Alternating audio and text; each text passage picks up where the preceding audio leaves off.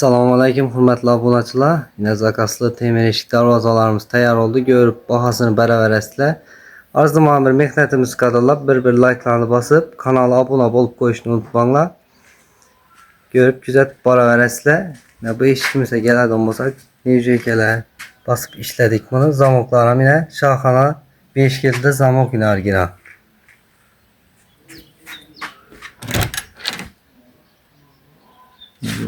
Zamokçu ayarlarını görüşleriniz mümkün ve şöyle illerin dilini beklenişlerine göre veresler. Yazaz olarak üstü aşağı bir kıyılır.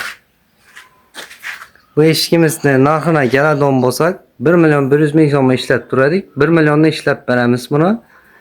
Materiallarım kalın materialdan işlengen en fulu. Yine üstünde gelişadı yerlerin bakıda kalasa bu işimiz neyin zakasına nere onatılışını açıp ötsek hazarsa ustanofga kılamız bunu. Bu kepelek işkimize gelen bulsak bam neceke basıp işlendi. Zamoklara yine bir işkilt zamok ne kullap çaylarına göre veresle.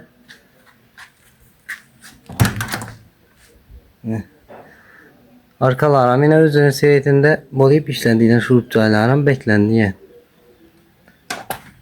Açıp beklenişlerim yine göre veresle sesler yok ya.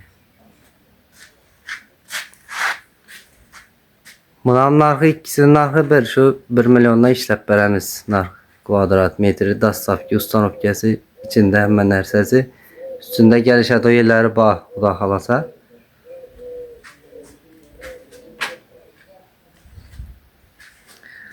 Bu keperek eşkimizde ustanovka kıladı yerimiz kanka tümende ustanovka kılamız bunu.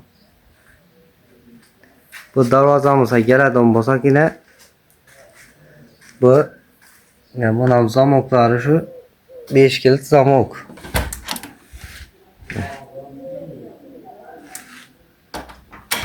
Açık beklenişlerim göre verirse şırk klasiklerine yine görüşleriniz mümkün. Çok yollayıp işlendi. Kulakçalarına yine göre verirse. Bu eşkimize gelen olursak yine ikisi bir yere ustanovka kılınadından bunlar Karakalpakstan Respublikası Biruni tümenine ornatamız buna. Bu darvazamıza gelen olursak yine bunun zamokları şu 5 kilit zamok yine orijinal açık beklenişlerini göre veresler. Açık beklenişler çok iyi kolucu yine. Bu darvazalarımızın narxlarını aytıp ötsek kvadratının 850 ming so'mga işlep turdik. 800 ming so'mga işlep beremiz bunu. Dastavka ustanovkası hemen narsasi içinde şunun.